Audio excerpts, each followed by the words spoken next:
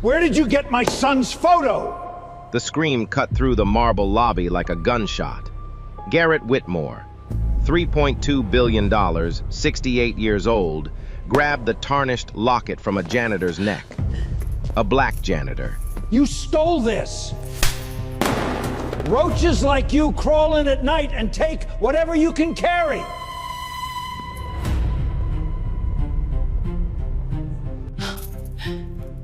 Let go of me! My mother gave me this!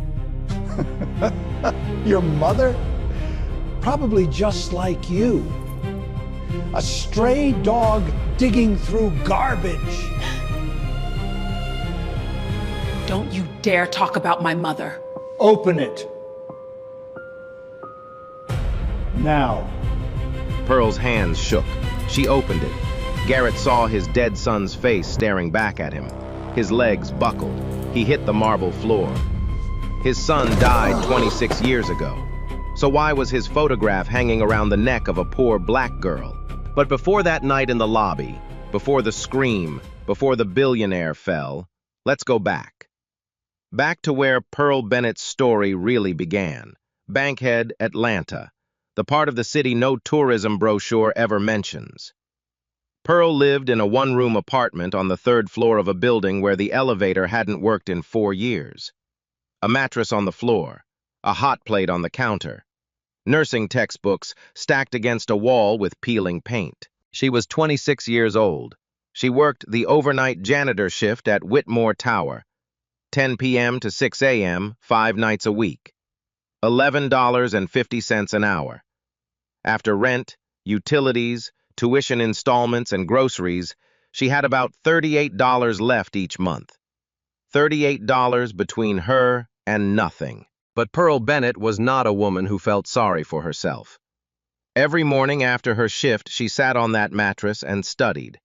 She was halfway through the licensed practical nursing program at Atlanta Technical College. She studied until her eyes burned. Then she slept 4 hours and did it all again.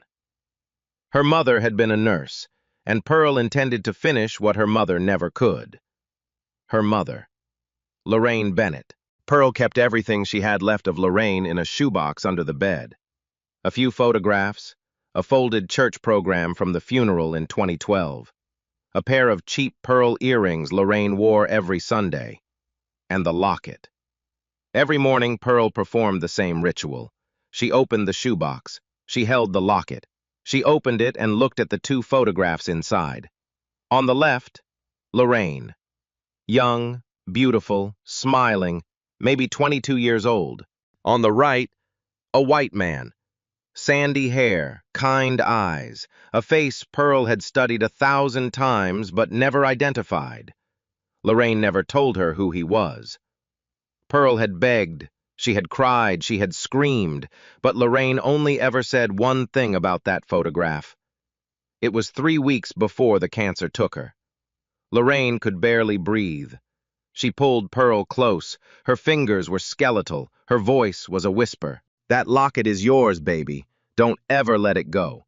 Don't ever let anyone take it from you. One day it's going to bring you home. Pearl was 12 years old. She didn't understand what home meant. She'd never had one. She turned the photograph over. On the back, in her mother's handwriting, Teddy, June 1999, Piedmont Park. Teddy. Just Teddy, no last name. Pearl had searched that name 100 times online, found nothing. Teddy was too common, a ghost with no last name. Every morning before sleep, Pearl crossed the hall to check on Ruthie Mae Coleman. 74 years old, early-stage dementia. A big woman with a laugh that shook the walls. She and Lorraine had attended the same church, Mount Carmel Baptist. After Lorraine died, Ruthie Mae became the closest thing Pearl had to family. Pearl brought her medication every morning, set out her pills, made sure she ate. Most days, Ruthie Mae drifted in and out of fog. She repeated stories. She forgot names. But sometimes, on rare, unpredictable mornings, a window of clarity would open. And what came through that window always made Pearl's heart stop. This was one of those mornings. Pearl set down the pill bottles. Ruthie Mae grabbed her wrist. Her eyes were suddenly sharp. "You look just like your mama today. Same stubborn chin." Ruthie Mae. Lorraine had secrets, baby. Big ones. She was scared all the time, even before the cancer, always looking over her shoulder, like somebody was coming for her.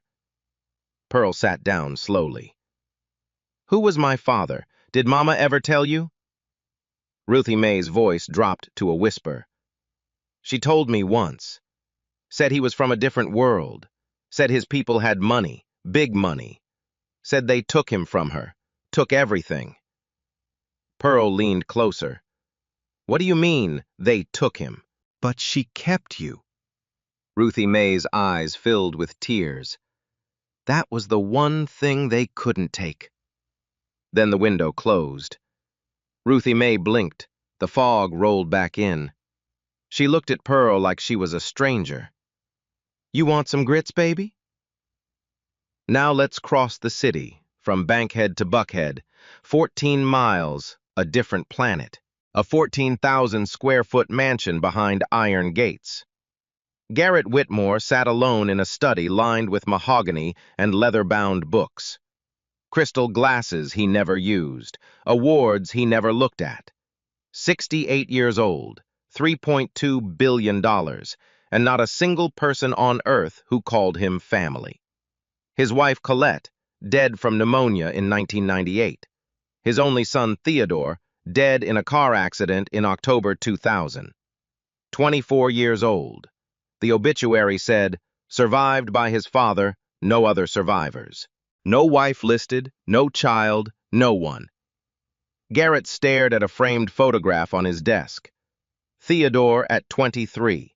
Sandy hair, kind eyes. Taken in Piedmont Park, June 1999. The same photograph that lived inside Pearl Bennett's locket. But Garrett didn't know that yet. He opened a desk drawer and pulled out a second photograph, one he'd never shown anyone. Theodore with a young black woman, arms around each other, laughing on a park bench. On the back, in Teddy's handwriting, "Me and Elle, the happiest day." Garrett had found this photo in Teddy's belongings after the funeral. He had asked his estate attorney, Dorothea Cranston, to investigate. Dorothea reported back 3 weeks later. Her name was Lorraine Bennett, a nursing student. They dated briefly, nothing serious. She's moved on. No need to disturb her. Garrett accepted it. He had no reason to doubt Dorothea. She had managed his affairs for over 20 years. But tonight, alone, sleepless, haunted, Garrett held the photograph and whispered to the empty room. "Who were you, Lorraine? What did my boy never get to tell me?" 14 miles away, Pearl Bennett pressed the locket to her lips and fell asleep. Neither of them knew it yet, but they were holding the same face, asking the same question, and a woman named Dorothea Cranston had spent 26 years making sure they would never find each other. 3 nights later, Pearl was back inside Whitmore Tower. Not as a visitor, not as a guest. She was still on the cleaning crew. Her termination paperwork hadn't been processed yet. A bureaucratic delay, a crack in the system. Pearl knew it wouldn't last. She had maybe 1 or 2 shifts left before Fletcher Haynes caught the error and locked her out for good. So tonight, she wasn't just mopping floors. She was looking. The executive conference room sat on the 40th floor, floor-to-ceiling windows overlooking the Atlanta skyline. A mahogany table long enough to seat 20, and behind the head chair on a polished credenza sat a row of framed photographs. Pearl had cleaned this room dozens of times. She had dusted those frames without ever really seeing them. But tonight, she saw. She set down her mop. She walked to the credenza. The largest frame held a family portrait, formal, expensive, the kind taken in a professional studio. A woman with pearls, a silver-haired man, and between them, a young man in a navy blazer. Sandy hair, kind eyes, that same gentle half-smile. Pearl's breath stopped. She reached under her uniform and pulled out the locket. She opened it. She held it next to the portrait, the face on the left, the photograph her mother had carried for decades, the face on the right, the young man in the billionaire's family portrait. They were the same person. "That's him," Pearl whispered. Her hands trembled so badly the locket almost slipped from her fingers. "That's Teddy." A brass plate beneath the portrait read, Theodore R. Whitmore, 1976 to 2000. Beloved son. Whitmore.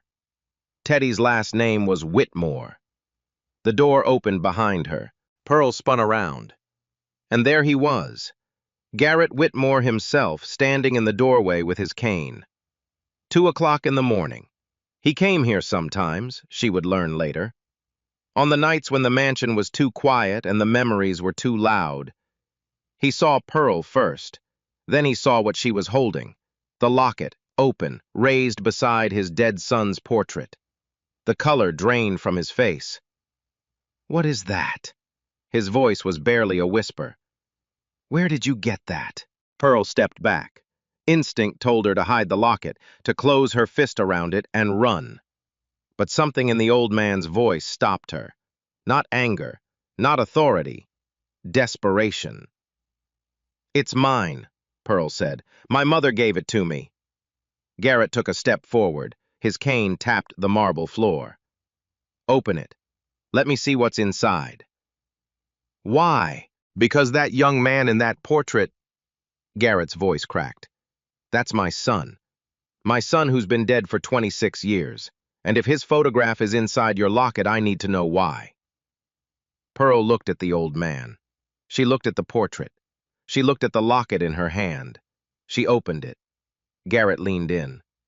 On the left, a young black woman smiling. On the right, his Theodore. And then Garrett saw the woman's face. And recognition hit him like a freight train. He knew that face. It was the woman from the hidden photograph in his desk drawer, the one laughing on the park bench, the one Teddy had written about on the back, "Me and Elle, the happiest day." Lorraine. My God. Garrett gripped the doorframe. That's the woman. Your mother, she's... He didn't finish. His cane clattered to the floor. He collapsed into a conference chair and pressed both hands against his chest. Pearl thought he was having a heart attack. He wasn't. He was drowning. In 26 years of questions that suddenly had nowhere to hide. But the moment shattered before it could become anything. The door swung open again. Fletcher Haynes. Behind him, a woman Pearl had never seen before. Mid-60s, silver bob, charcoal suit, eyes like a hawk scanning for prey. Dorothea Cranston. Fletcher had called her the second he spotted Pearl on the security cameras near the executive floor. Dorothea arrived in under 15 minutes. At 2 in the morning. That alone should tell you everything about how tightly she controlled this building. Dorothea assessed the scene in 2 seconds. Garrett, shaken, in a chair. Pearl, locket in hand, standing near Theodore's portrait. She understood instantly what was happening, and she moved to kill it. "Mr. Whitmore, are you all right?" Her voice was silk and steel. "This woman is part of the cleaning staff. She has no clearance for this floor." She turned to Pearl. No warmth, no hesitation. "Badge, now! You're terminated." "I was just cleaning the conference room." "You were trespassing on a restricted floor. Badge, now!" Pearl looked at Garrett. He was still sitting in the chair, pale, staring at nothing. He didn't speak. He didn't intervene. 26 years of trusting Dorothea had turned obedience into reflex. Fletcher took Pearl's badge. He grabbed her arm. He walked her to the service elevator, down 40 floors, and pushed her out the back entrance into the alley. The steel door locked behind her. Pearl stood in the dark. No badge, no job. The locket still warm against her chest. Back in the conference room, Dorothea handed Garrett a glass of water. "Who was that girl?" Garrett asked. His voice was quiet, dangerous. "Nobody. A janitor, probably casing the floor for theft. She had a locket with Theodore's photograph in it." Dorothea didn't flinch, but something behind her eyes moved. A flicker, fast, almost invisible. Fear. That's impossible, Garrett. Someone probably sold an old photo at a flea market. These things happen. Don't let it upset you. Garrett looked at Dorothea. He looked at her the way you look at a door you've walked through 1,000 times and suddenly notice it doesn't lead where you thought. He said nothing. He picked up his cane. He left. But something had shifted. A crack had opened in 30 years of blind trust, and Dorothea could feel it, the way animals feel a storm before the sky changes. The next morning, Pearl sat in the Atlanta Public Library. She hadn't slept. Her hands still shook, but her mind was on fire. Theodore R. Whitmore. Now she had a last name. She searched newspaper archives. She found the obituary, October 2000. Theodore R. Whitmore, 24, died in a single-vehicle accident on I-85 South, survived by his father, Garrett R. Whitmore. No other survivors listed. No wife, no child, no mention of Lorraine. Pearl kept searching.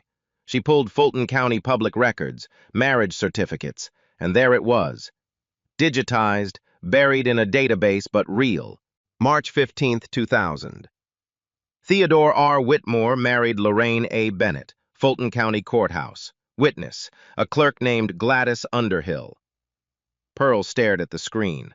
The library hummed around her. People walked past. The world kept turning, but Pearl's world had just stopped. Her mother was married to Theodore Whitmore. Legally. Officially. 7 months before he died. And Pearl was born on September 22, 2000, 5 months after the wedding. She wasn't just the daughter of a woman who knew a rich man. She wasn't an accident. She wasn't a secret. She was Pearl Whitmore. Born in wedlock, legal heir. And someone had gone to extraordinary lengths to make sure she never found out. The question was no longer who was her father. The question was, who erased him from her life? And were they still watching? Pearl walked into the Atlanta Legal Aid Society on Pryor Street carrying a manila folder. Inside that folder was everything she had. A printout of the marriage certificate, her birth certificate, father's name blank, her mother's death certificate, and 3 photographs from the shoebox under her bed. It wasn't much, but it was enough to change her life. Or destroy it. The receptionist told her to sit. She waited 40 minutes on a plastic chair in a hallway that smelled like coffee and old carpet.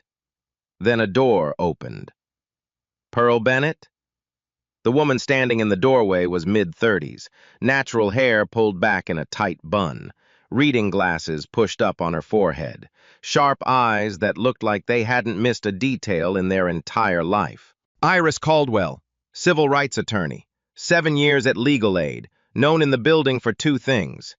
She never turned down a case because it was too hard, and she never lost one because she was too soft. Pearl sat across from Iris and laid out the documents one by one.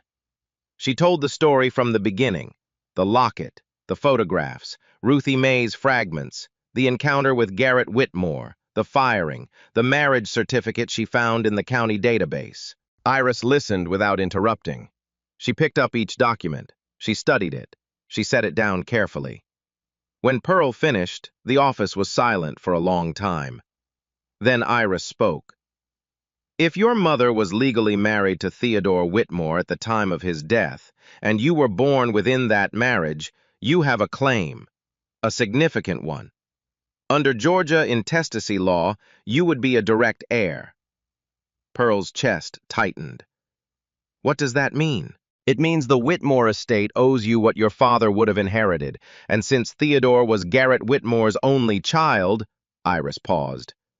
We're talking about a $3.2 billion fortune. The number hung in the air like smoke. But I need to verify this marriage certificate, Iris continued. The digital record exists, that's good, but I need the original paper document from the county clerk's office. Digital records can be challenged. Paper is harder to dispute. Pearl nodded. What else? Iris leaned forward. I need to understand why your mother never pursued this claim herself. A legal marriage to a billionaire's son, that's not something you just walk away from, not unless someone made you walk away. Pearl thought about Ruthie Mae's words. They took him from her, took everything. Someone forced her, Pearl said quietly. I don't know who, I don't know how, but my mother spent her whole life scared, and she died with nothing. Iris took off her glasses. She looked at Pearl directly. I'll take your case. Pro bono. But I need you to understand something, Pearl. If we go down this road, the people on the other side will not roll over. This isn't small claims court. This is a $3.2 billion estate with lawyers, lobbyists, and 30 years of power behind it. They will come for you.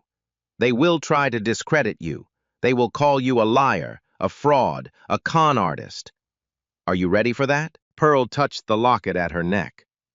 I've been called worse. 14 miles north, in the Buckhead mansion, Dorothea Cranston sat in her private office and made a phone call. She had not slept since the conference room incident. The image of that locket, open, glowing under fluorescent light, Theodore's face staring back from inside, played on a loop in her mind. For 26 years, Dorothea had maintained the wall, every brick, every crack, every loose stone patched before anyone noticed. She had buried a marriage certificate, altered a birth certificate, paid off a grieving mother, silenced a private investigator, controlled every piece of information that reached Garrett Whitmore's desk. And it had worked. For 26 years it had worked perfectly, until a girl with a gold locket knelt on a marble floor. Dorothea's hands were steady as she dialed, but her jaw was tight. The phone rang 3 times. Nolan, it's Dorothea. Silence on the other end. Then a voice, rough, tired, the voice of a man who hadn't been sober before noon in years. I was wondering when you'd call. The Bennett girl is digging. She's been to the Legal Aid Society on Pryor Street. She has a lawyer. Another silence. Longer this time. Then it's over, Dorothea. Let it go. It is not over. It is never over until I say it's over. Her voice didn't rise. It didn't need to. You were an accessory to every document I altered, every record I removed. If this comes out, you don't just lose your license. You go to prison. We both do. She could hear Nolan Prescott breathing on the other end, heavy, uneven. The breathing of a man carrying a weight he was never strong enough to hold. What do you want me to do? He asked. Find out what she knows. Find out what her lawyer knows, and find any remaining physical evidence of that marriage, and destroy it. She hung up. But Dorothea wasn't just playing defense, she was playing chess. That same week, she filed an emergency motion with the Fulton County Clerk's office. Using her credentials as the Whitmore Estate's legal counsel, she requested that the digitized marriage certificate of Theodore Whitmore and Lorraine Bennett be flagged as potentially fraudulent under administrative review. The clerk complied. Why wouldn't he? Dorothea Cranston had been filing documents with that office for 3 decades. Her name carried weight. Her signature opened doors. With 1 phone call and 1 form, she had turned Pearl's strongest piece of evidence into a question mark. Then she went to Garrett. She found him in his study. He was staring at the photograph of Theodore and Lorraine on the park bench. He didn't hide it when Dorothea walked in. That was new. Garrett? She sat across from him. Her voice was warm, concerned, the voice of a woman who had perfected the performance of loyalty. I've learned something troubling. That cleaning woman from the other night. She's hired a lawyer. She's claiming to be Theodore's daughter. Garrett didn't look up. Is she? Of course not. It's a scam. I've seen this before. People preying on wealthy families with fabricated documents, a fake marriage certificate, a sob story about a dead mother. It's textbook extortion. You seem very certain. I am certain. I'm handling it. You don't need to worry about this. Garrett looked up. He studied Dorothea's face the way he used to study contracts, searching for the clause that didn't belong. The sentence that said one thing but meant another. "All right," he said. "Handle it." Dorothea nodded. She stood. She walked to the door. She didn't see Garrett open his desk drawer after she left. She didn't see him pull out a separate file, one he had commissioned from an independent attorney, one that contained Lorraine Bennett's nursing school records, her death certificate, and a hospital intake form from Grady Memorial listing her emergency contact as Theodore Whitmore, husband. Garrett Whitmore had been a passive man for 26 years, grieving, trusting, letting others manage the details of his life. But grief has a shelf life, and trust, once cracked, shatters fast. He picked up his phone and called his independent attorney. "I need everything you can find on a woman named Dorothea Cranston. Financials, property, shell companies, everything." He paused. "And I need it before she finds out I'm looking." 2 storms were building now, one from Bankhead, one from Buckhead. Pearl pushing up, Garrett pushing down, and Dorothea Cranston standing in the middle, holding a ceiling that was about to collapse on her head. The only question was, which storm would reach her first? Pearl came home on a Tuesday night and knew immediately something was wrong. The door was locked, nothing broken, but the air inside felt different, like the apartment had been breathing while she was gone. Everything looked the same. The mattress, the hot plate, the textbooks, but the shoebox. The shoebox was on the kitchen counter. Pearl always kept it under the bed. Always. Pushed against the wall, hidden beneath a folded blanket. Now it sat in the open. Her mother's photographs fanned out like a deck of cards. Someone had been here. Someone had touched her mother's things. On top of the photographs, a single typed note. No signature. "Drop this. Walk away. There is nothing for you in the Whitmore name. If you continue, you will lose more than a janitor's job." Pearl read it twice. Her hands shook, not from fear, from rage. She called Iris Caldwell. "They were in my apartment." "Photograph everything. The note, the shoebox, the door, pack a bag. You're staying at my place tonight." Pearl did exactly that. At the door, she paused. She looked back at the empty apartment, the mattress, the peeling paint, the hot plate. Whoever did this wanted her to feel small, to remember her place. Pearl closed the door. She was done being small. Iris had a problem. The marriage certificate, Pearl's strongest evidence, had been flagged as potentially fraudulent. Dorothea's emergency motion had placed it under administrative review. Iris needed the original paper document. She requested it from the county clerk's archive. The response came back in 2 days. No physical record found. Original document removed from archive. Date of last access, November 3, 2000. Signed out by D. Cranston, Whitmore Estate Council. Never returned. Iris needed a witness. The marriage certificate listed one, Gladys Underhill, courthouse clerk. Iris tracked her down. Gladys died in March 2018. Dead end. So Iris pivoted. She pulled Lorraine Bennett's medical records from Grady Memorial. The birth record listed an orderly on duty the night Pearl was born. Waylon Briggs, East Point, Georgia. A yellow bungalow at the end of a cul-de-sac. Waylon Briggs opened the door in a plaid bathrobe, 61 years old, retired after 32 years at Grady Memorial. Iris explained why they'd come. Waylon looked at Pearl, then at the locket around her neck. "Come inside," he said. They sat at his kitchen table. Waylon folded his hands. He spoke slowly, like a man who had rehearsed something for decades, waiting for the right audience. "I remember that night. September 22nd, 2000. Your mama came in alone. Active labor. I asked if anyone was coming. She said he was gone. That's all. He's gone." He looked at Pearl.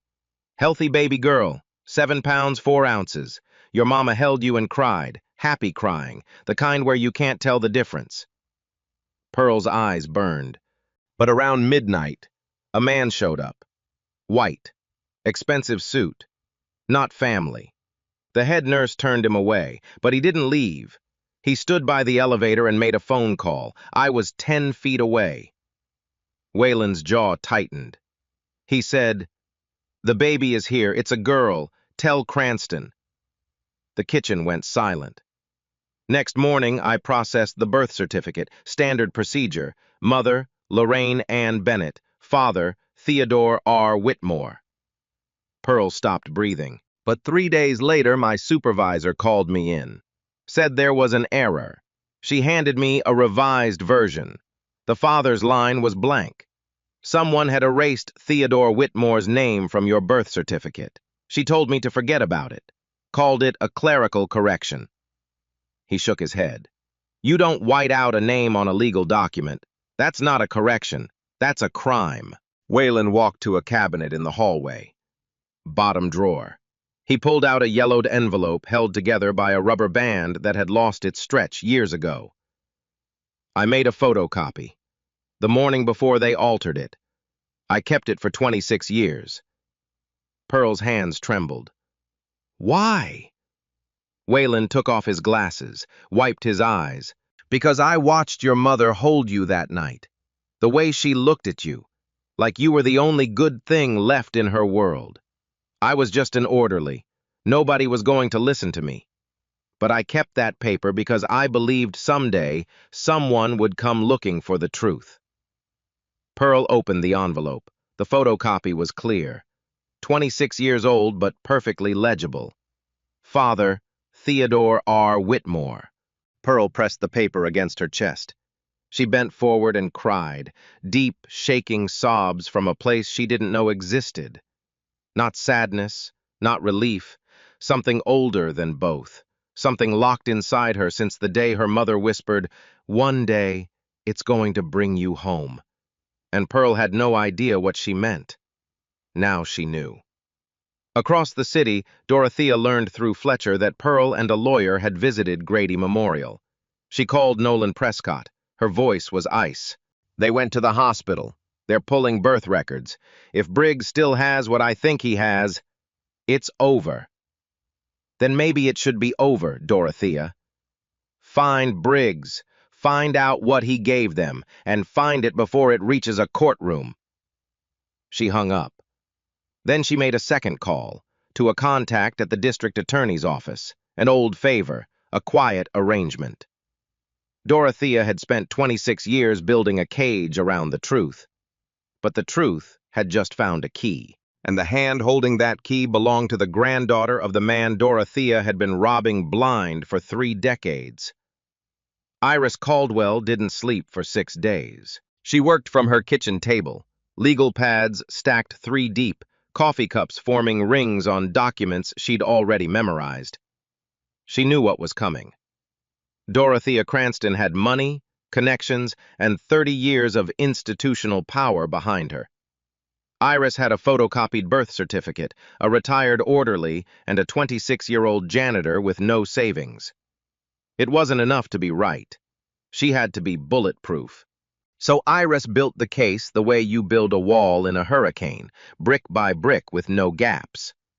Layer 1, the marriage. Iris drove to the Fulton County Clerk's office herself.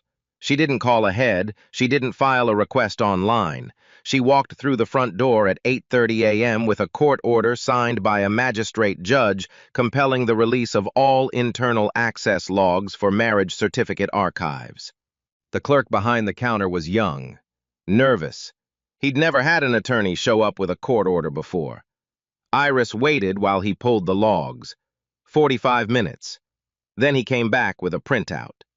The log showed the complete chain of custody for every document in the marriage certificate archive, who filed it, who accessed it, who checked it out. Marriage certificate number FC-2000-03418. Filed March 15, 2000. Parties, Theodore R. Whitmore and Lorraine A. Bennett. Last accessed November 3, 2000. Checked out by D. Cranston, Whitmore Estate Council. Return date, blank. The original paper certificate had been removed from the archive 26 years ago, 5 days after Theodore's death. It was never returned, and the signature on the checkout log matched Dorothea Cranston's notarized signature on file with the county. Iris made 3 certified copies of the log. She left the clerk's office and sat in her car for 5 minutes. Her hands were steady. Her mind was not. This wasn't just a cover-up. This was systematic erasure. A woman had walked into a government building and stolen a legal document, and no one had noticed for 26 years. Layer 2. The birth. Waylon Briggs came to Iris's office and gave a sworn affidavit. 3 pages. Notarized. Every detail. The night of Pearl's birth, the man in the expensive suit, the phone call, the words, "Tell Cranston," the alteration of the birth certificate, his supervisor's instruction to forget about it. Iris also submitted Waylon's photocopy of the original birth certificate to a forensic document examiner, Dr. Harold Fleming, retired FBI, now consulting from his office in Decatur. Fleming analyzed the paper stock, the typeface, the ink patterns, and the formatting. His report came back in 4 days. The document is consistent with Georgia Department of Public Health birth certificate forms used between 1998 and 2002. The typeface matches Grady Memorial Hospital's Records Department printer model, confirmed through archived equipment logs. No evidence of digital manipulation or forgery. In my professional opinion, this is an authentic photocopy of an original government-issued document. Iris read the report twice. Then she locked it in her fireproof safe. 2 bricks in the wall. Solid. Verified. Unshakable. Layer 3. DNA. Iris filed a motion with the Fulton County Superior Court requesting a court-ordered DNA comparison between Pearl Bennett and Garrett Whitmore. She cited the marriage certificate, the birth certificate photocopy, the affidavit, and the forensic analysis. The motion was assigned to Judge Emmeline Harwood, 56 years old, 18 years on the bench. Known for 2 things. She followed the evidence wherever it led, and she had 0 patience for attorneys who wasted her time. Dorothea Cranston's legal team, she had hired 2 attorneys from a downtown firm the moment she learned about the motion, filed an objection. They argued that Pearl's claim was based on unverified documents of questionable provenance, and that a DNA test would constitute an invasive violation of Mr. Whitmore's privacy. Judge Harwood read the objection. She read Iris's supporting evidence. She ruled in 1 sentence. Motion granted. DNA samples to be collected within 14 days. The test was conducted at an independent lab in Midtown. Cheek swabs, chain of custody documented with photographs at every step. Results sealed and delivered directly to the court. Iris didn't tell Pearl what she expected. She didn't want to build hope on something she couldn't control.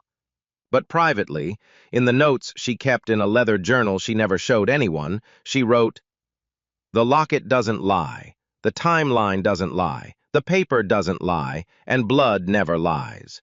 Layer 4. The money. This was the layer Iris almost missed. She was focused on identity, proving who Pearl was.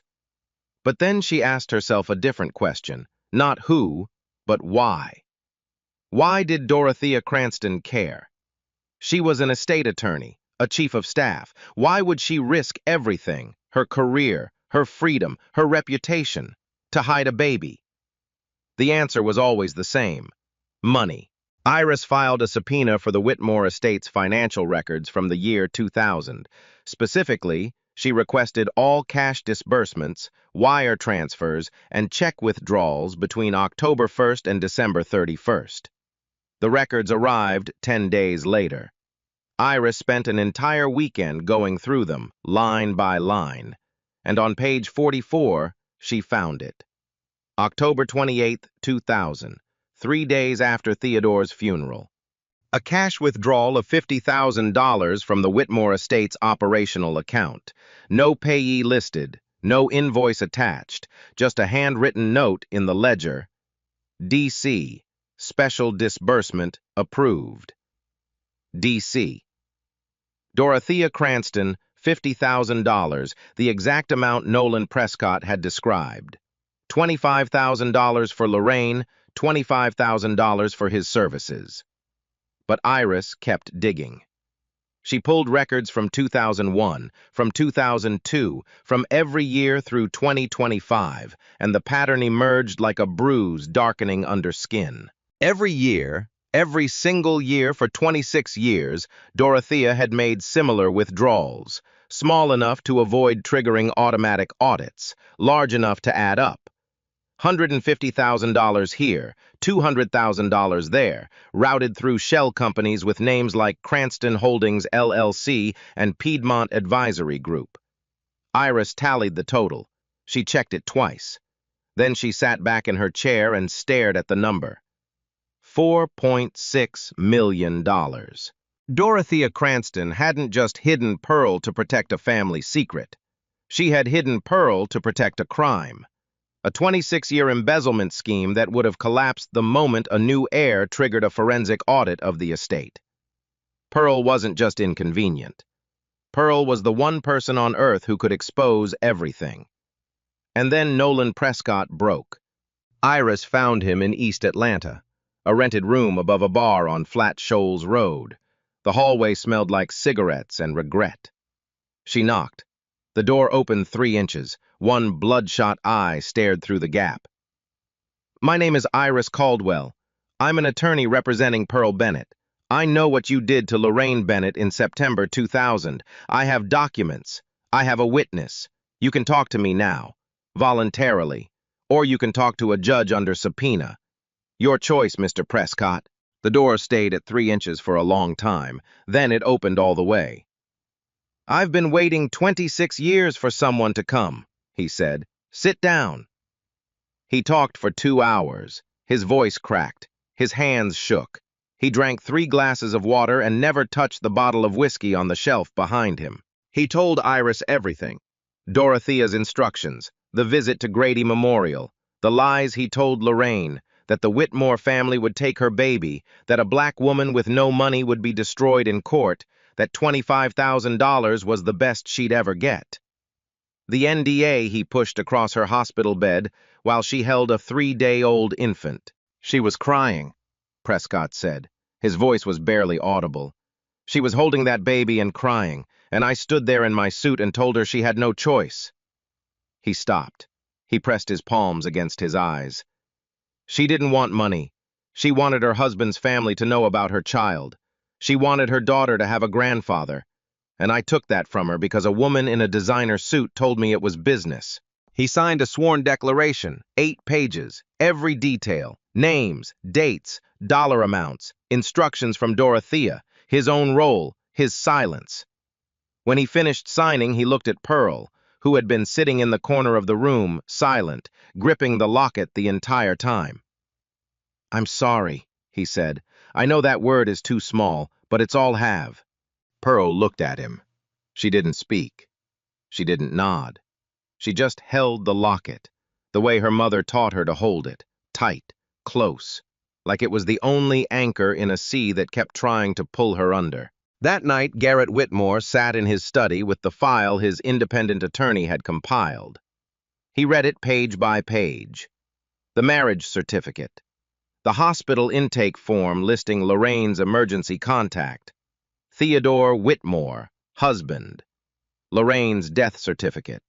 Pearl's school records. He reached the last page. He set the file down. He picked up the framed photograph of Theodore from his desk. He held it against his chest. "You had a wife," he whispered. "You had a daughter, and nobody told me." He stared at the photograph of Teddy and Lorraine on the park bench. 2 young people laughing in the sun. A moment stolen from a life that someone decided they didn't deserve. Then the grief turned to something else, something harder, something with teeth. He picked up the phone. "Dorothea, come to the house, now." Across the city, Dorothea Cranston set down her wine glass. She checked her reflection in the mirror. She straightened her blazer. She had no idea she was walking into the last room that would ever call her welcome. Dorothea Cranston pulled through the iron gates of the Buckhead mansion at 9:14 p.m. She walked through the front door without knocking. She never knocked. This was her territory, her kingdom, the house she had managed, controlled, and bled dry for 3 decades. The foyer was dark.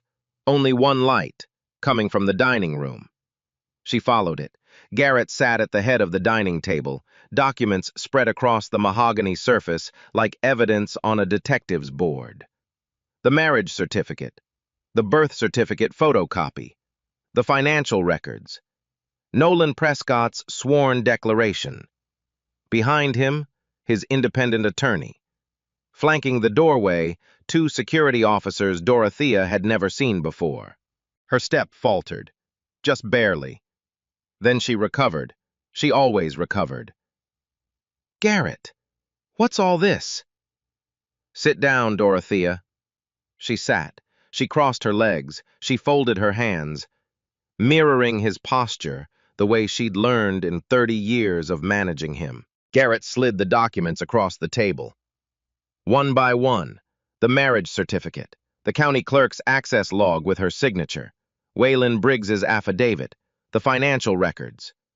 $4.6 million routed through Cranston Holdings LLC and Piedmont Advisory Group. With each document, Dorothea's mask cracked a little more. I discovered the marriage after Theodore's death, she said carefully. The woman was nobody. I handled it to protect the families. You sent a man to a hospital bed, Garrett said, 3 days after my granddaughter was born. You told a 22-year-old mother she'd lose her baby. You made her sign away her rights while she was holding my son's child. His voice cracked, but he kept going. Lorraine Bennett died of cancer in 2012. She died broke. She died in a public hospital, and my granddaughter, 12 years old, buried her mother alone, because you decided a black woman and her baby were bad for business. Dorothea's eyes glistened. Not remorse, realization. Every exit was sealed. Everything I did for this family, she whispered. You did it for $4.6 million. Garrett slid a final page across the table. Your termination, effective immediately. My attorney is referring this to the Fulton County District Attorney. You can't do this. I built this empire alongside you. You built it on a stolen baby's birth certificate. Get out of my house. Security stepped forward. Dorothea stood. She looked around the room one last time. The chandelier, the paintings she had chosen, the kingdom she had controlled for 30 years. Then she walked out. The lock turned behind her. She would never enter that house again. 2 weeks later, Fulton County Superior Court, Courtroom 4B. Judge Emmeline Harwood reviewed the evidence in silence. Pearl sat in the front row beside Ruthie Mae. Iris stood at the plaintiff's table. Garrett sat 3 rows behind Pearl, close enough to see the locket around her neck. The evidence was overwhelming.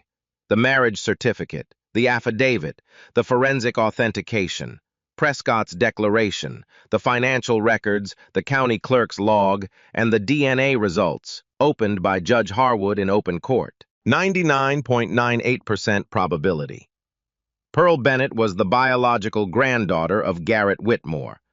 Dorothea's attorneys made one final argument, that the NDA Lorraine signed was a binding waiver.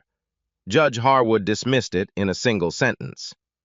An agreement obtained through fraud and intimidation, imposed on a woman 3 days after giving birth with no independent counsel, is void as a matter of law.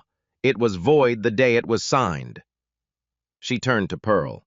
Pearl Bennett is the legal daughter of Theodore R. Whitmore and Lorraine A. Bennett Whitmore. Her birth certificate shall be amended. Her inheritance rights are fully restored. Ruthie Mae let out a single sound, half laugh, half sob, that broke the silence like sunrise through a window. Pearl didn't move. Her hand was on the locket. Her eyes were closed. She wasn't listening to the courtroom. She was listening to her mother's voice, a whisper from 14 years ago, carried on breath that barely had enough life left to form words. One day, it's going to bring you home. Pearl opened her eyes. For the first time in 26 years, she was home. Outside the courthouse, the sun hit Pearl's face like a baptism. She stood on the steps, the locket warm against her chest. Behind her, Iris Caldwell was shaking hands with reporters. Ruthie Mae was sitting on a bench, fanning herself, laughing and crying at the same time. And at the bottom of the steps, Garrett Whitmore. He stood alone, his cane in one hand, the framed photograph of Theodore in the other. He held it up so Pearl could see. "He would have loved you," Garrett said. His voice broke on every word. "He would have been so proud of who you became." Pearl opened the locket. She held it beside Garrett's photograph. Teddy, at 23, sandy hair, kind eyes, framed in tarnished gold on one side and polished silver on the other. Father and grandfather, separated by death. Reunited through a girl who never stopped holding on. Pearl walked down the steps. One step, then another. Then she was standing in front of a man whose blood ran through her veins. Garrett opened his arms. Pearl fell into them, and for the first time in 26 years, Garrett Whitmore held his family. 6 months later, Pearl enrolled at Emory University, the same nursing program her mother attended in 1998.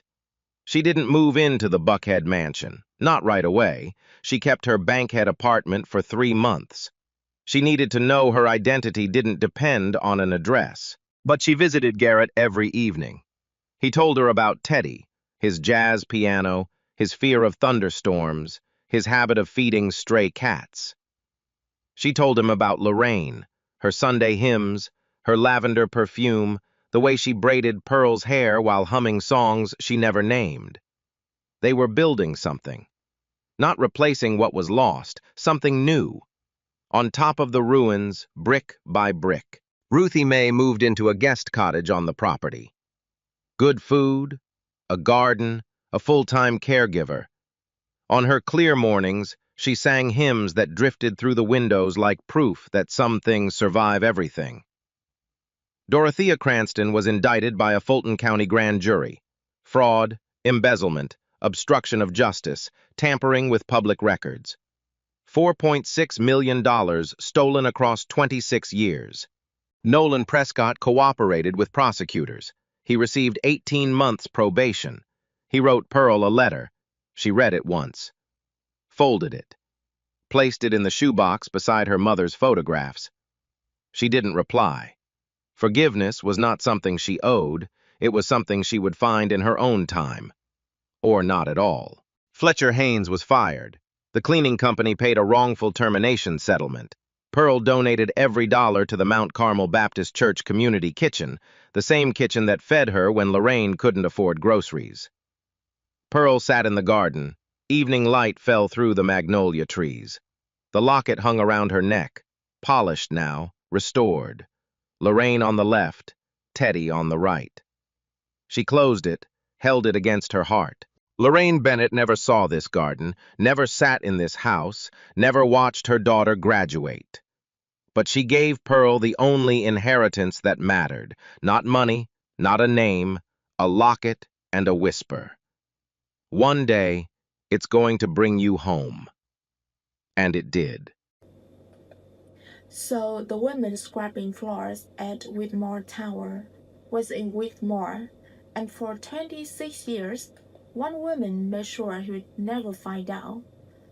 Dorothea stole documents. She erased a name from a birth certificate. She spent 26 years building a cage around the truth, and it worked until a girl knelt on a marble floor and opened a locket. But here's what stays with me. Lauren Bennett was dying. No money, no lawyer, no power. She couldn't fight back. So instead, she planted a seed. She put that locket around her daughter's neck and whispered, "One day, it's going to bring you home." She didn't live to see it, but she was right, because the truth doesn't need power, it just needs someone stubborn enough to keep holding on. And that makes me wonder how many people out there are carrying something they don't fully understand yet. A promise, a name, a story no one ever finished telling them. What if the answer you've been looking for has been with you this whole time? Tell me in the comments. What's your locket? If this story moved you, drop a like and share it with someone who needs to hear it. Subscribe. Next week's story hits just as hard. A locket, a whisper, 26 years, and a girl who never let go.